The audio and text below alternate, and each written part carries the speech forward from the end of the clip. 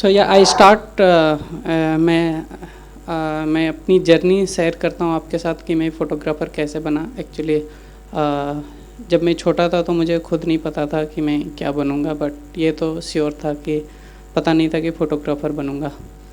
सो जब मैं 2.5-3 साल का था तो मेरे मम्मी पापा ने मुझे मेरे नाना नानी के घर में रख दिया था, बिकॉज़ मेरे मम्मी पापा को लगता था कि वो मेरा टेक केयर नहीं कर सकते हैं। और मेरे फादर उस समय घर खर्चे के लिए 20 रुपीज़ देते थे हर दिन। सो इज़ वेरी डिफ़िकल्ट कि सर्वाइव करना उसमें।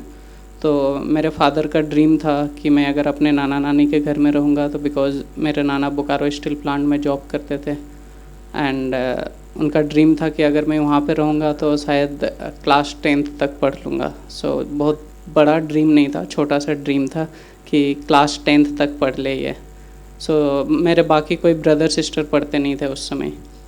सो मैं घर में जब पढ़ता था तो मैं पढ़ाई में उतना अच्छा नहीं था, और मैं शुरू से ही मुझे पढ़ाई से दूर रहना पसंद रहा है। तो हमेशा मुश्किल से पास मार्क्स से पास होता था। सो जब मैं 11 साल का था, मुझे घर पे मतलब छोटी छोटी बातों पे बहुत मार पड़ती थी। तो एक दिन मैंने डिसाइड किया कि मैं मतलब घर से भाग जाऊंगा, बिकॉज़ इतनी ज़्यादा मार वार पड़ती है छोटी छोटी बातों पे। तो एक दिन मैंने अपने मामा जी के जेब से थोड़े से पैसे चोरी किए, और स्टेशन आया तो नई दिल्ली की गाड़ी लगी हुई थी, तो मैंने उस पर बैठ करके नई दिल्ली स्टेशन आ गया। और जब मैं स्टेशन आया तो लाइक मेरे लिए बहुत डिफ़िकल्ट था कि मैं किधर जाऊँ। इतना बड़ा स्टेशन पहली बार देख रहा था मैं, बिकॉज़ मैं पुरुलिया से कभी बाहर गया नहीं था। So is very difficult. तो मैं बाहर गया तो देखा इतना ज़्यादा क्राउडेड है। मैं दोबारा अंदर आ गया प्लेटफॉर्म में, और प्लेटफॉर्म में रो रो करके मैं इधर उधर भटक रहा था कि मैं किधर जाऊँ। सो प्लेटफॉर्म पे जो बच्चे रहते हैं उनको लगा मेरा जिस तरह का कंडीशन था, उनको देख के लगा कि मैं घर से भाग के आया हूँ। And they come to me and they ask me कि वही लड़के घर से भाग करके आया है। सो आई सेड यस। सो उन्होंने मुझे कहा कि एक संस्था है सलाम बालक ट्रस्ट। मीरा नायर ने 1988 में एक मूवी बनाई थी सलाम बॉम्बे, एंड उस मूवी के प्रीमियर से जितने पैसे आए थे तो उन्होंने ये ट्रस्ट बनाया था दिल्ली में, सलाम बालक ट्रस्ट। तो मुझे वहाँ पे लेकर के गए छोटे बच्चों के शेल्टरों में, जहाँ सिर्फ छोटे बच्चे रहते हैं। सो मुझे लगा कि शायद मैं किसी गलत जगह में आ गया हूँ, बिकॉज़ ये शेल्टर हम हमेशा लॉक करके रखते थे। सो मुझे लगा कि शायद ये कोई गलत जगह है। तो मैं दोबारा से वहाँ से प्लान करके भाग गया, स्टेशन गया, उन्हीं लड़कों के साथ मिला, एंड उनको बताया कि ऐसा ऐसा रीज़न था, इस वजह से मैं दोबारा वापस आ गया। सो फिर मैं उनके साथ मिल के एज ए रैग पिकर का काम करने लगा। और पानी की बोतल कलेक्ट करते थे हम लोग, और उसमें ठंडा पानी भर के जनरल बोगी में 5 रुपए करके बेच देते थे। सो जितना पैसा इकट्ठा होता था तो हमें बहुत थोड़ा सा पैसा मिलता था, बिकॉज़ हर एक प्लेटफॉर्म में एक विलेन होता था। सो वो ऑलमोस्ट सारे पैसे ले लेता था, बट एक प्रोटेक्शन मिलता था। कोई अगर हमसे पूछता था कि किसके अंडर में काम कर रहा है तो हम बोल देते थे इस भाई के अंडर में काम कर रहे हैं। तो वो प्रोटेक्शन मिलता था, तो इस वजह से हम सेफ़ थे। एंड सो 5-6 में, और हमें जब अच्छा खाना खाना होता था तो सुबह सुबह जो राजधानी शताब्दी ट्रेन आके रुकती थी तो उसके किचन में काफ़ी खाना बच जाता था। तो हम किचन में घुसते थे, और किचन वाले अगर अच्छे होते थे तो वो बचा हुआ खाना हमें दे देता था। एंड खाना तो हम बाहर ले जा कर के बेच नहीं सकते थे, लेकिन अगर आइसक्रीम ज़्यादा बच जाता था तो वो पूरी आइसक्रीम के डब्बे हमें दे देते थे। तो वो हमें बाहर जाके 20-25 रुपये में बेच देता था, तो वो पैसे आ जाते थे। सो 5-6 महीने तक ऐसे चला, एंड देन उसके बाद मैंने डिसाइड किया कि अभी तक कुछ पैसे नहीं कमा पाया, और घूमने फिरने के लिए घर से भागा था। सो अभी तक तो मैंने लाल किला, कुतुब मीनार भी नहीं देखा हूँ। सो देन आई डिसाइड कि मैं एक ढाबे में जा कर के काम करूँ। तो नई दिल्ली के नज़दीक में एक स्ट्रीट रेस्टोरेंट है जो ज़मीन पे लगा के खाना बेचते हैं। सो वहाँ पे मैं गया, एंड उन्होंने बोला कि ठीक है वो काम देगा एज ए डिश वॉशर का, और 500 रुपये महीने देगा। सो मैं उनके साथ काम करना चालू किया as a dish washer. And वो मेरे लाइफ का सबसे बैड पार्ट था एक्चुअल में, क्योंकि मैं बहुत ज़्यादा हाइजीनिक नहीं था उस समय। तो जो प्लेटें वगैरह धुलता था तो मेरे हाथ पाँव वगैरह में काफ़ी घाव हो जाते थे, एंड ब्लड निकलते थे। सो जो ओनर था वो इलाज तो करवा देता था, बट मंथली पैसे काट लेता था उसमें। सो उसके बाद एक वॉलंटियर मेरे से टकराया उस ढाबे में, एंड दे सेड कि विक्की तुम्हारी उम्र अभी पढ़ाई लिखाई करने की है, सो तुम ये सब काम क्यों कर रहे हो, मैं तुम्हें एक शेल्टर होम भेज देता हूँ, तुम वहाँ पे जाओ और तुम्हें वहाँ पे सारी फैसिलिटीज़ मिलेगी स्कूल जाने की, खेलने की। एंड देन उन्होंने मुझे दोबारा सलाम बालक ट्रस्ट भेजा, बट इस बार उन्होंने ड्रॉप इन सेंटर भेजा। वहाँ पे बड़े बच्चे रहते हैं जो सिर्फ ट्रेनिंग करने जाते हैं, वो बच्चे रहते हैं, सलाम बालक का ही वो पार्ट है। सो जब मैं ड्रॉप इन शेल्टर गया तो कुछ दिन वहाँ पे मैं रहा एंड देखा कि वहाँ से एक लड़का स्कूल जा रहा। सो मैंने भी टीचर को कहा कि सर मुझे स्कूल जाना है। सो उन्होंने कहा कि अगर आपको स्कूल जाना है तो आपको अपना घर जाना पड़ेगा। सलाम बालक का और एक शेल्टर होम है अपना घर, जहाँ पे सिर्फ जो स्कूल जाने वाले बच्चे हैं वो रहते हैं। तो उन्होंने मुझे वहाँ पे भेज दिया। देन क्लास 7th में मेरा एडमिशन हो गया। मैं क्लास 5th तक घर से पढ़ के आया था, क्लास 6 स्किप हो गया मेरा और 7th में एडमिशन हुआ मेरा। सो देन मेरे परसेंटेज धीरे धीरे अच्छे आने लगे, 80 से ऊपर परसेंटेज आने लग गए। और जब मैं क्लास 10th में आया तो मेरे 48 परसेंटेज आए। और मैं जो मेरे कोऑर्डिनेटर थे वो बहुत एंग्री हुए मेरे से कि मतलब 80 से सीधा 48 पे। सो उन्होंने कहा कि आप अब कंटिन्यू पढ़ाई मत करो, आप कुछ फॉर्मल ट्रेनिंग करो और साथ में आप NIOS से 12th का फॉर्म भरो। जब मैंने सलाम बालक में नया नया आया था तो उस समय एक फ़ोटोग्राफी वर्कशॉप हुआ था और मुझे याद था क्योंकि उसमें 2 लोगों ने जिन्होंने अच्छी फ़ोटोग्राफी की थी वो इंडोनेशिया और श्रीलंका गए थे। सो मुझे लगा कि शायद अगर फ़ोटोग्राफी करूँगा तो घूमने फिरने को बहुत मिलेगा। तो मैंने सर को कहा कि सर मुझे फ़ोटोग्राफी करनी है। तो उन्होंने ड्रॉर खोला और कोडक कैबिटेन पकड़ा दिया मुझे कि ये लो कैमरा खींचो फ़ोटो। उस समय सलाम बालक में एक कोडक कैबिटेन कैमरा था प्लास्टिक का जो 500 रुपये में आता है। तो उससे मैं फ़ोटो खींचना चालू किया। सो मुझे शेल्टर होम में जो हमें कारपेट मिलते थे सोने के लिए, तो उस कारपेट को मैं दीवार पे लटका देता था एंड उसके सामने मैं अपने दोस्तों को खड़ा करके फ़ोटो खींचता था। तो सिर्फ व्यू फाइंडर से देख के फ़ोटो खींचना होता था उसमें। तो मुझे लगता था कि मुझे फ़ोटोग्राफी आ गई, क्योंकि इतना नॉलेज नहीं था मुझे और वो कंपोजिशन करने ही मुझे लगता था कि फ़ोटोग्राफी है। उसके बाद एक ब्रिटिश फ़ोटोग्राफ़र आया सलाम बालक में, तो मेरे टीचर ने उनसे कहा कि एक लड़का फ़ोटोग्राफी में इंटरेस्टेड है, आप इनको फ़ोटोग्राफी सिखाएंगे। मैं उनके साथ फिर ट्रैवल करना चालू किया। तो वो सारे चीज़ें इंग्लिश में मुझे एक्सप्लेन करते थे कि Vicky this is aperture, this is shutter speed. And मेरे तो सारे सर के ऊपर से जाता था, कुछ समझ में तो आता नहीं था क्योंकि उस समय मेरी इंग्लिश सिर्फ यस ओके नो जैसी थी। फिर उन्होंने अपना DSLR मुझे दिया यूज़ करने के लिए। एंड उसके बाद मैंने देखा कि उसमें सारा मैथमेटिक्स है और मुझे लगा कि जिस चीज़ से दूर भागते थे वो दोबारा लाइफ में आ गया। 2005 में फिर मुझे सलाम बालक ट्रस्ट से बाहर निकलना था, बिकॉज़ 18 साल के बाद हम NGO में रह नहीं सकते, गवर्नमेंट के कुछ ऐसे रूल है। बट सलाम बालक के कुछ रूल अच्छे हैं, बिकॉज़ वो कहते हैं कि आप 18 साल के बाद भी अगर आप पढ़ाई में अच्छे हो तो आप बाहर जा कर के रहो शेल्टर होम से, एंड शेल्टर होम आपको सब कुछ प्रोवाइड करेगा। आपको जिम जाने के खर्चे से लेकर के, पॉकेट मनी से लेकर के, फैंसी ड्रेस से लेकर के सब कुछ प्रोवाइड करेगा। बट आप बाहर रहो, आपको सारा रेंट वगैरह प्रोवाइड करेगा।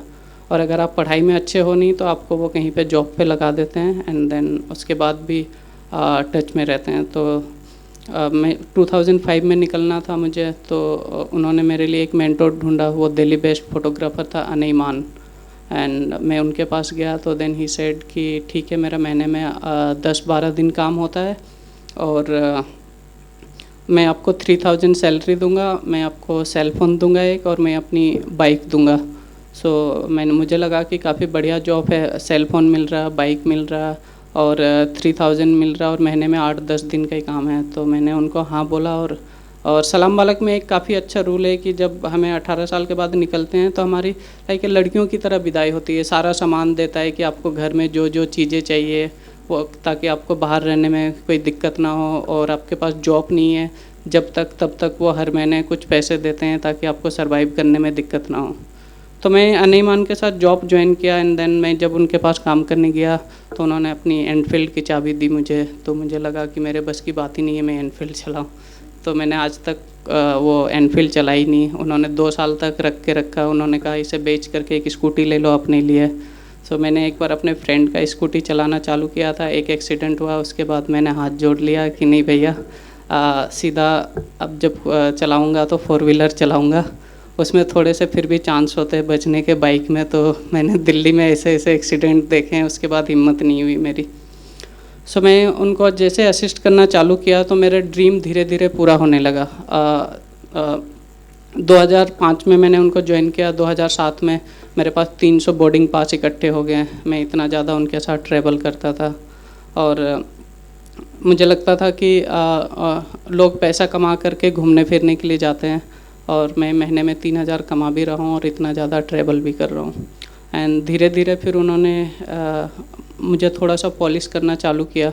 सही सेट कि विक्की आप जब भी शूट पे आओगे एक टी शर्ट आप एक दिन से ज़्यादा नहीं पहनोगे। मैं कभी कभी एक टी शर्ट 3-4 दिन तक पहन लेता था, बिकॉज एनजीओ में रहता था, उतना पता नहीं था। तो उन्होंने कहा कि मैं आपको अलग से पैसे दूंगा, आपके जेल के, आपके सेविंग के, आपके ड्यूड्रेंट के, ठीक है। आप जब भी शूट पे आया करो थोड़ा सा जेंटलमैन बन के आया करो, डूड बन के आया करो।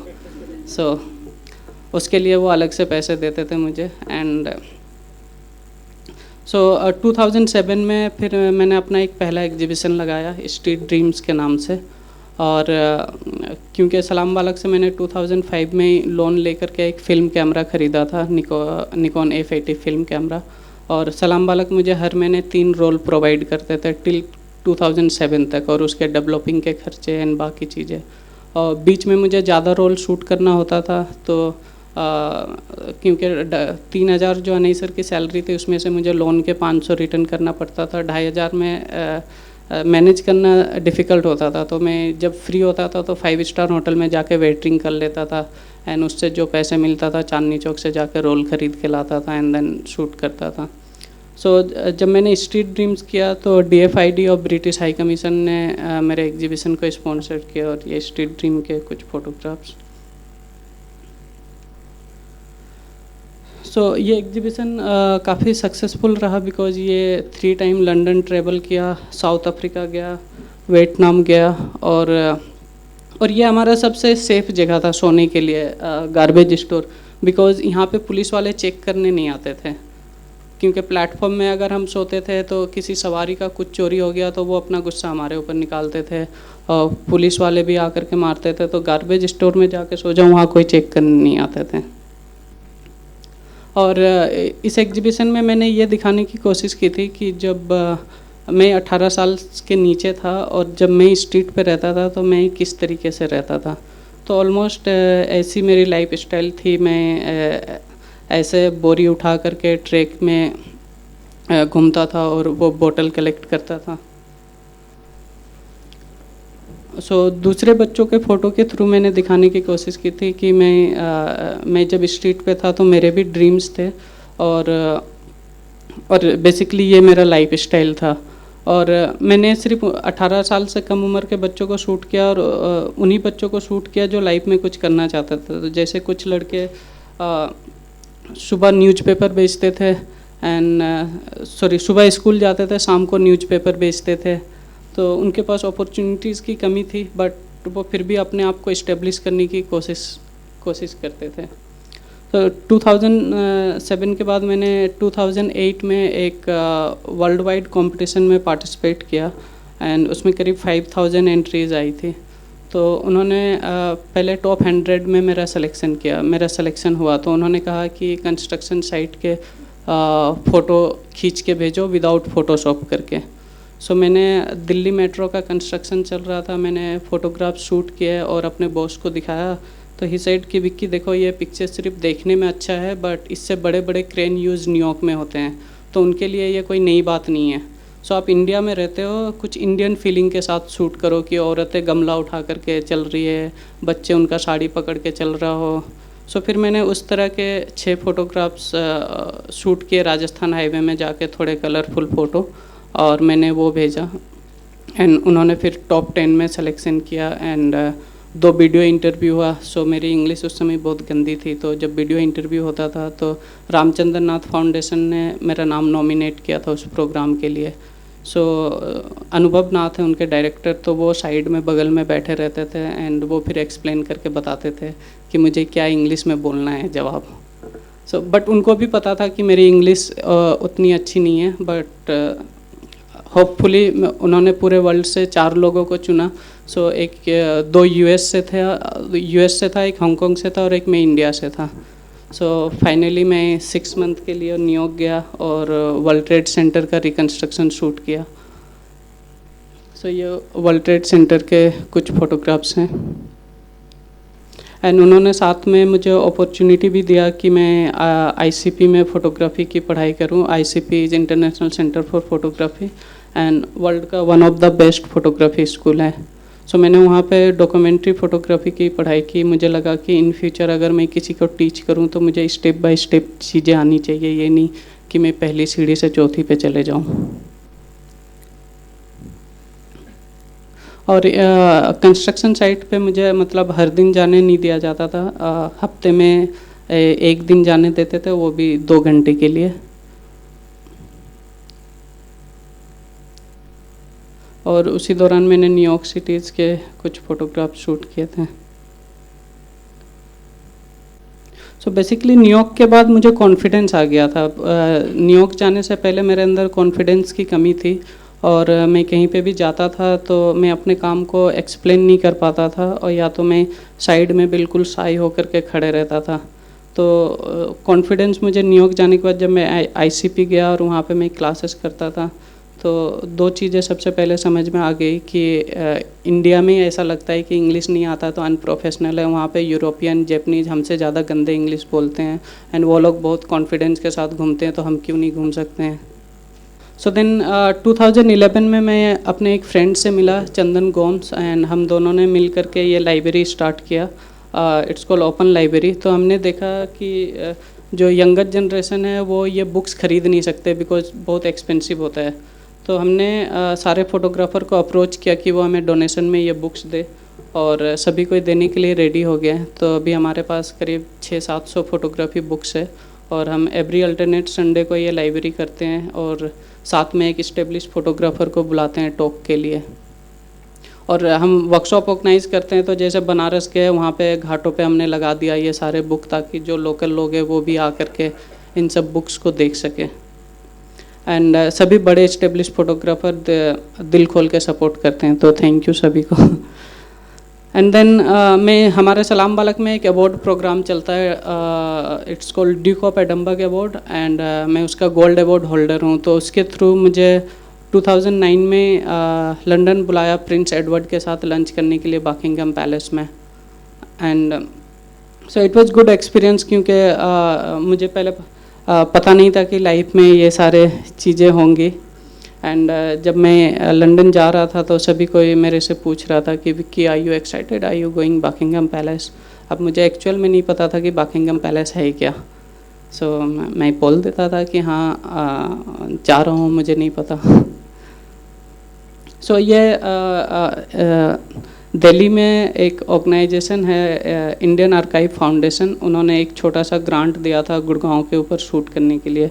तो ये प्रोजेक्ट मैंने उनके लिए किया था कि जब हम 10-15 साल पहले शादी का नाम सुनते थे तो हमारे दिमाग में एक सिंपल सी इमेज बनती थी कि ऐसा पंडाल होगा और इस तरह से शादी हो रहा होगा।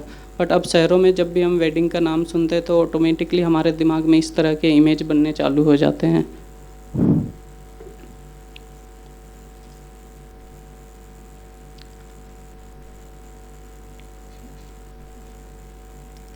द सेम स्पेस में जब कुछ हो नहीं रहा होता है तो वो एम्प्टी स्पेस इस तरीके से पड़ा रहता है।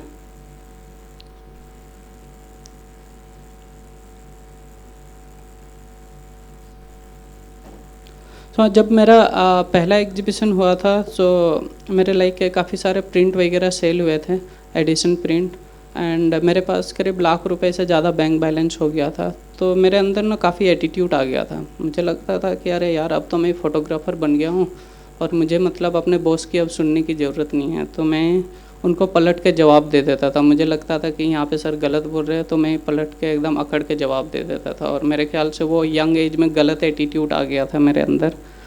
और गलत एटीट्यूड इस वजह से आया था बिकॉज उस समय का फ्रेंड सर्कल मेरा वैसा बन गया था। एंड तो एक दिन मेरे बॉस ने मुझे बुलाया कॉफ़ी पे, कोस्टा कॉफ़ी, और मुझे बैठा करके समझाने लगा कि पहले आप मेरे से इस तरीके से बात करते थे, अब आप इस तरीके से पलट के जवाब देते हो, तो आपको ना ये सब चीज़ें थोड़ी सी कम करनी पड़ेगी। एंड उन्होंने एक एक पॉइंट जो उन्होंने नोटिस किया था कुछ समय में, एंड उन्होंने सारे चीज़ें एक्सप्लेन करके वो सब चीज़ें मुझे समझाया। एंड लाइक मुझे भी समझ में आया क्योंकि उन्होंने जिस तरीके से समझाया, और मैं कोस्टा में बैठ करके मैं रो रहा था, लोग आ रहे जा रहे देख रहे कि ये बैठ के रो क्यों रहा है। बट मुझे हर एक मोमेंट पे, मैं ये बात इस वजह से कह रहा हूँ बिकॉज मुझे हर एक मोमेंट पे मेंटोर अच्छे मिले।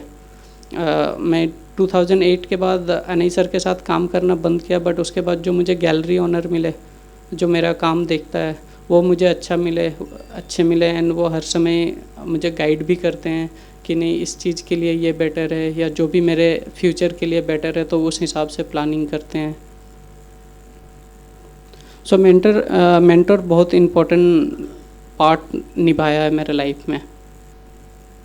सो ये national geography mission cover shot first time जो टीवी रियलिटी शो स्टार्ट किया था, तो उन्होंने 8 फोटोग्राफर सेलेक्ट करके श्रीलंका लेके गए थे, और उसमें से मैं भी एक था। तो ये मैंने मिशन कवर शॉट के दौरान ये फ़ोटो शूट किए थे। सो मिशन कवर शॉट में मुझे ये दिक्कत होती थी कि मैं थोड़ा बहुत इंग्लिश बोल लेता हूँ, बट मुझे हर एक चीज़ समझ में नहीं आती है बिल्कुल क्विकली। सो मुझे बहुत समय जब वो कैप्शन देते थे तो मुझे समझ में नहीं आता था। अब जैसे हम एडम्स पीक जाना था, और उन्होंने मुझे कैप्शन दिया था न्यू डॉन। सो मेरे दिमाग में आया यार 2 मूवी है डॉन, एक शाहरुख खान की और एक अमिताभ बच्चन की, ठीक है। तो मुझे फिर एक्सप्लेन किया किसी ने कि न्यू डॉन का मतलब ये है। देन 2013 में दिल्ली फ़ोटो फेस्टिवल में मेरी पहली फ़ोटोग्राफी बुक आई, होम स्ट्रीट होम के नाम से। और इस बुक में मेरी लाइफ जर्नी है बेसिकली कि मैं पहले घर पे था, इस वजह से होम, फिर मैं स्ट्रीट पे रहा, उसके बाद होम, दोबारा जब मैं शेल्टर होम चला गया तो शेल्टर होम मेरे लिए घर बन गया। तो इसमें मैंने जो क्यूरेटर है उन्होंने स्ट्रीट ड्रीम्स के फ़ोटो जो मेरे पहले एग्जीबिशन के फ़ोटो है, और प्लस मेरे शेल्टर होम की फ़ोटो, दोनों को मिक्स करके ये बुक बना। कि उसके बाद मैंने शेल्टर होम में जाके शूट करना चालू किया था कि जब मैं शेल्टर होम में रहता था कैसे रहता था। तो स्ट्रीट के बाद शेल्टर होम की लाइफ।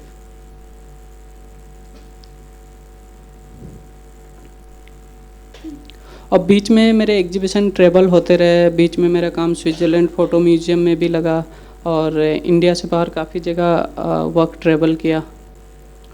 एंड देन उसके बाद मैं इंक फेलो हूँ, तो इंक के थ्रू मुझे MIT लैब से एक फ़ेलोशिप मिली। एंड फिर मैं last year MIT media lab गया था अपने फ़ेलोशिप के लिए। एंड उसके बाद इंक फेलो ने एक रोड टूर करवाया था, सो जो वो बहुत जगह मुझे टॉक के लिए लेके गए थे। So then I visit Google headquarter, Facebook headquarter, Pentagon, White House. So मैं कमर्शियल काम अलग अलग तरह की करता हूँ, बट ये कमर्शियल, मैं सिर्फ एक कमर्शियल काम दिखा रहा हूँ बिकॉज ये करते समय मुझे काफ़ी अच्छा आया था, और एक्चुअल में कुछ मैसेज था इस कमर्शियल वर्क में।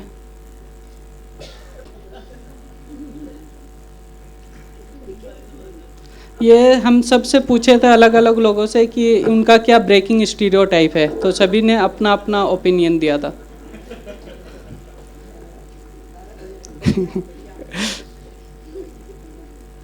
So yeah, this is my life journey. Thank you so much.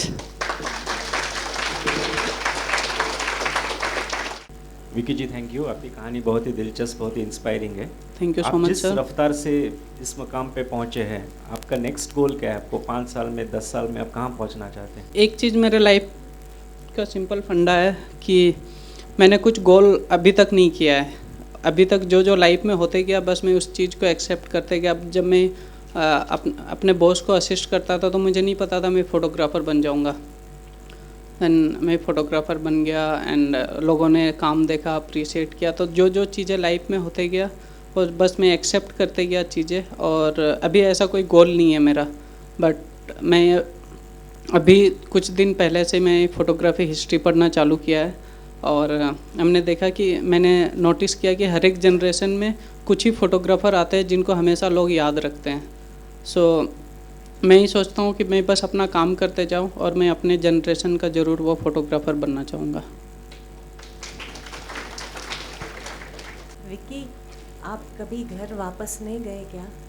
हाँ मैम, गया था 2004 में, 5 साल के बाद गया था। मम्मी पापा के घर गया, बिकॉज़ मेरे नाना नानी के घर थोड़े से डिस्टेंस पे था, बहुत ज़्यादा दूर नहीं था, बट वही पूरा मोहल्ला इकट्ठा हो गया था कि मैं मतलब 5 साल के बाद घर गया था वापस। एंड अब मेरे घर का कंडीशन ठीक है। मेरे 3 सिस्टर है, तीनों अभी ग्रेजुएशन कर रही है, एंड सभी कोई मतलब अब ठीक ठाक है घर का कंडीशन। जैसे कि आपने स्टार्टिंग में कहा करके कि आपको फोटोग्राफी बस इसीलिए करनी थी कि आपको ट्रैवल करने मिले, तो आपको कभी लगता है कि आपको फोटोग्राफी का ज्ञान कब आया? जब भी आप न्यूयॉर्क गए तभी? क्योंकि आपकी जो है फोटोग्राफी वो सिलेक्ट होने लगी अलग जगह पे, तो क्या वो कुदरती है या फिर आप कह रहे हैं कि वो आपका पुरुषार्थ भी कहीं ना कहीं था उसमें? 2005 के बाद जब मैंने असिस्ट करना चालू किया, और मैंने सलाम बालक से लोन भी लेकर के कैमरा ख़रीदा था, तो मैंने देखा कि पीछे हटने का कोई चांसेस ही नहीं है। मतलब मेरे ऊपर प्रेशर था कि मुझे लोन के पैसे वापस करना है, और मैं मेहनत करते चला गया। मतलब ये नहीं पता था कि फ़ोटोग्राफ़र बन जाऊंगा, बट मैं इतना मेहनत किया उस टाइम पे कि ऑटोमेटिकली चीज़ें होने लग गई, सब कुछ ठीक ठीक होने लग गया। और जैसे कैमरा आया ना, तो मैंने देखा कि लाइक एक पावर आ गया है मेरे अंदर, ठीक है। लोग इज्जत से बात करने लगे। मेरे दोस्तों को जो मेरे से बात नहीं करते थे, उनको मैं फ़ोटो खींच के उनको दे देता, तो वो लोग बहुत पोलाइटली पेश आने लग गए। तो चीज़ें समझ में आने लगी। कहीं पे जाता था शो देखने के लिए, टिकट नहीं होती थी, कैमरा लटका लेता था, तो ऐसे एंट्री करने दे देते थे थिएटर वगैरह में। तो मुझे लगा कि यार काफ़ी अच्छी चीज़ है, लोग इज्जत दे रहे हैं। एक्चुअली पहले फ़ोटोग्राफी का शौक़ था खुद का फ़ोटो खिंचवाने का, एंड मतलब पहले ये शौक़ नहीं था कि दूसरे का। जब मुझे सलाम बालक से रोल भी मिलता था, तो 2-4 अपने फ़ोटो में ही खिंचवा लेता था, क्योंकि खुद का फ़ोटो खिंचवाने का भी बड़ा शौक़ था। एंड उसके बाद जब फ़ोटो खींचना चालू किया, तो मतलब अच्छा लगने लगा कैमरे के बिहाइंड में। फिर अब मुझे कैमरे के सामने आने में वो आती है, थोड़ी सी शर्म आती है या कुछ भी कह लो, तो मैं शाय हो जाता हूँ, अलग सी शक्ल हो जाती है मेरी। और कैमरे के पीछे मैं फिर बहुत स्ट्रॉन्ग बन करके रहता हूँ। मुझे पता है कि मुझे क्या चीज़ें चाहिए, एंड स्ट्रॉन्ग रहता हूँ कैमरे के पीछे। अब कैमरे के सामने उतना स्ट्रॉन्ग नहीं रह पाता हूँ। आपने फोटोग्राफी सिखाई है किसी को? लोग आते हैं आपसे सीखने के लिए? मैम वर्कशॉप मैं करता हूँ, एंड मैं बहुत बढ़िया टीचर नहीं हूँ, बट जो मेरा फ्रेंड है Chandan, he is a very good mentor. वो एक दो जगह कॉलेज में पढ़ाता भी है फ़ोटोग्राफी। तो जब वर्कशॉप मुझे मिलता है, तो हम दोनों मिल करके करते हैं, क्योंकि मेरे अंदर से वो चीज़ें आ नहीं पाती कि ये चीज़ें बताना है स्टेप बाय स्टेप, तो मुझे वो चीज़ें पता नहीं है। बट हाँ, लोग मेरे से सवाल आकर के पूछे एक एक चीज़, तो मैं उसका जवाब ज़रूर दे सकता हूँ। नहीं मैम, एक्चुअली थोड़ा सा सोचना पड़ता है। जैसे आज के दिन में इतने ज़्यादा फ़ोटो खींचे जाते हैं, ठीक है। हर किसी के पास सेल फ़ोन है, हर किसी के पास कैमरा है, एंड हर दिन एक दिन में आप देखो तो इतने सारे फ़ोटो खींचे जाते हैं। तो जब आप सोचना चालू करोगे कि यार मैं ऐसा क्या काम करूं कि लोग अप्रिशिएट करें, ठीक है। अब हर पिक्चर अप्रिशिएट नहीं किया जाता है, ठीक है, क्योंकि हम भी अपने बहुत सारे फ़ोटो खींचते हैं, वो ऐसे रैंडम फ़ोटो होता है बस, उससे आगे उसकी कुछ कहानी नहीं होती है। तो उस थीम में जब आप सोचना चालू करते हो, तो सडनली धीरे धीरे आपके दिमाग में चीज़ें आना चालू होता है। फिर थोड़ा सा काम स्टार्ट करता हूँ, एंड उसके बाद आइडिया लग जाता है कि इसमें कितना दम है। तो आगे चल के या तो उसे स्किप कर देते या तो उसे कंटिन्यू रखते, बट किसी भी प्रोजेक्ट को 3-4 साल कम से कम करना पड़ता है। सो जो मेरी बुक है होम स्ट्रीट होम, इसमें जो मेरा काम है वो 2005 से लेकर 2012 तक का है। सो टाइम लगता है डॉक्यूमेंट्री फ़ोटोग्राफी में, मतलब शॉर्टकट नहीं है, जल्दीबाजी नहीं है। एक होता है शॉर्ट टर्म खुशी, एक होता है लॉन्ग टर्म खुशी। सो जो सुंदर फ़ोटो होती है वो शॉर्ट टर्म खुशी होती है। Just in continuation with the madam's question, theme is governing you or you are governing the theme? तो सर जो मेरा पर्सनल काम होता है वो तो आपको मैं ही सोचता हूँ, बट बहुत समय लोग कमीशन करते हैं। सो जैसे अभी मेरा एक शो चल रहा है जेनेवा में, और उसे यूएन ने ऑर्गेनाइज़ किया, इंटरनेशनल डेवलपमेंट लॉ ऑर्गेनाइजेशन ने, एंड उन्होंने 7 कंट्री से एक फोटोग्राफर लिया है। तो इंडिया से उसने मुझे लिया था, एंड उन्होंने मुझे कमीशन किया था कि आपको लॉ से रिलेटेड फ़ोटोग्राफ्स देने हैं। सो उसमें मैंने उनके हिसाब से सोचा, फ़ोटो ऑफकोर्स अपने तरीके से शूट किया हूँ, बट सोचा मैं उनके हिसाब से। तो मैंने माउंटेन पे काफ़ी ऑब्जर्वेशन थी, मुझे माउंटेन काफ़ी पसंद है, बट कुछ सालों में मैंने देखा है कि माउंटेन पे बहुत ज़्यादा सिविलाइजेशन हो रहा है एंड अलग अलग चीज़ें हो रही है, एंड मैंने उस पर काम करके उनको भेजा है। तो इस तरीके से काम करता हूँ। Thank you. Hi, Hello. बहुत अच्छी कहानी है आपकी, बहुत दिलचस्प कहानी। I would say that the fact that आप एक सिचुएशन में थे जब आपके पास कोई ऑप्शन नहीं था पीछे मुड़ के देखने का, आगे ही चलते जाना था। सिमिलर सिचुएशंस कभी ना कभी किसी ना किसी के साथ आती है, लेकिन उन सिचुएशंस में अक्सर कोई ऐसी कन्वर्सेशन हो जाती है या कोई ऐसी बात हो जाती है या कोई ऐसा एक्सपीरियंस हो जाता है जो आपकी लाइफ में एक यादगार चीज़ बन के रह जाती है, आपको एक डायरेक्शन दिखाती है। जैसे आपने वो इंग्लिश की बात बोली, जर्मन और फ्रेंच और उन सब के रिलेटेड, ऐसी कोई और बात है जो आपकी फ़ोटो में, क्योंकि आप फोटोग्राफर हो और आप, आई एम श्योर आप उसे फ़ोटो में रिलेट करोगे, कहीं ना कहीं आपने उस फोटो में कहीं ना कहीं वो खींची होगी। कोई ऐसी फ़ोटो या कोई ऐसी बात जो आप शेयर करना चाहोगे? और मेरा सबसे अच्छा एक स्ट्रीट ड्रीम जब मैंने शूट किया था, मेरी ये वाली फ़ोटो है। बेसिकली आपको ऐसा लग रहा है कि ये बैठा हुआ है, बट एक्चुअल में इसको ट्रेन से फेंक दिया था, एंड इसके राइट वाले चिक पे काफ़ी चोट लगा था, एंड ठंडी का समय था। सो उसको मैं स्टेशन से लेकर के आया, एंड हमारा नई दिल्ली में एक जीआरपी पुलिस स्टेशन है, वहाँ पे हमारा एक कांटेक्ट पॉइंट है। तो वहाँ पे हर दिन डॉक्टर बैठते हैं, एंड देन बाकी सोशल वर्कर वगैरह होते हैं।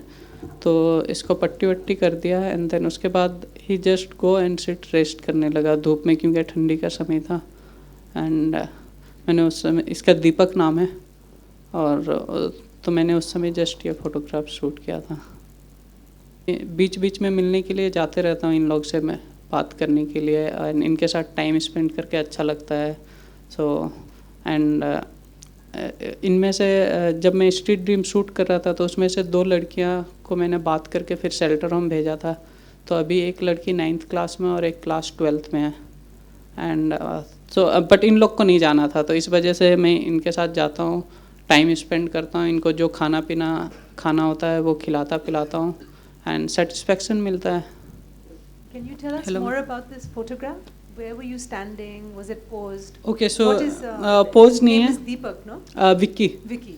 सो What is he doing? Basically हमारा नई दिल्ली वॉशिंग लाइन पे और एक कांटेक्ट पॉइंट है। तो वहाँ पे जब बच्चे आते हैं तो उनको सबसे पहले नहाने के लिए कहते हैं, उनको जो मेडिकल प्रॉब्लम है वो प्रोवाइड करते हैं। उसके बाद ये 10 से 1 बजे तक पढ़ाई करते हैं, फिर इनको लंच दिया जाता है, एंड उसके बाद ये लोग सदर बाज़ार जाते हैं बलून ख़रीदने के लिए, और फिर वो बलून लाके शाम को बेचते हैं। और इसके मॉम डैड नहीं चाहते हैं कि ये शेल्टर होम में जा कर के रहे, बिकॉज छोटे बच्चे को हम इजीली पैसे दे देते हैं, एंड बट उनके मम्मी डैडी मांगेंगे तो उनको हम पैसे नहीं देते हैं। तो इस वजह से वो लोग नहीं चाहते कि ये बच्चे शेल्टर होम में जा कर के रहे।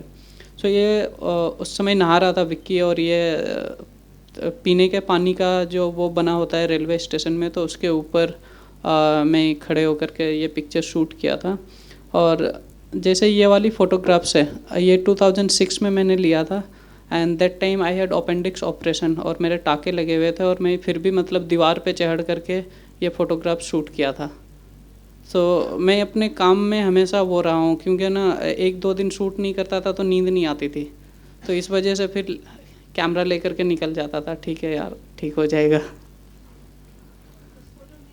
जो फोटोशॉप का यूज़ करके एक ओरिजिनल फोटो इमेज को टोटली डिफरेंट बना के समटाइम इट लुक्स गुड, तो इस पे आपका क्या कहना है? मतलब, and second question is till what extent you use Photoshop, तो ये कहाँ तक ठीक है? जो आपका पहला सवाल है कि फ़ोटोशॉप यूज़ करके, मैं अभी थोड़ी देर पहले बताया था कि आपको शॉर्ट टर्म खुशी चाहिए या लॉन्ग टर्म खुशी चाहिए। ठीक है, तो आप फोटोशॉप में अच्छा करके आप दिखा दोगे लोगों को, वो शॉर्ट टर्म खुशी है, आपको लोग ज़्यादा दिन याद नहीं रखेंगे। ठीक है, लॉन्ग टर्म खुशी के लिए जो रियलिटी है उसके साथ जाओ। ठीक है, टाइम लगेगा उसमें, लेकिन आप अंदर से भी सेटिस्फाइड रहोगे एंड लोग भी आपको बाद में आकर के रिस्पेक्ट देंगे। ठीक है, और आई थिंक इसी में दूसरा आंसर भी था।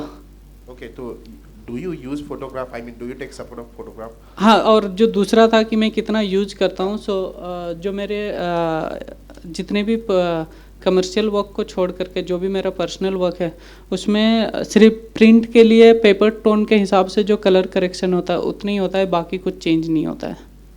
Okay.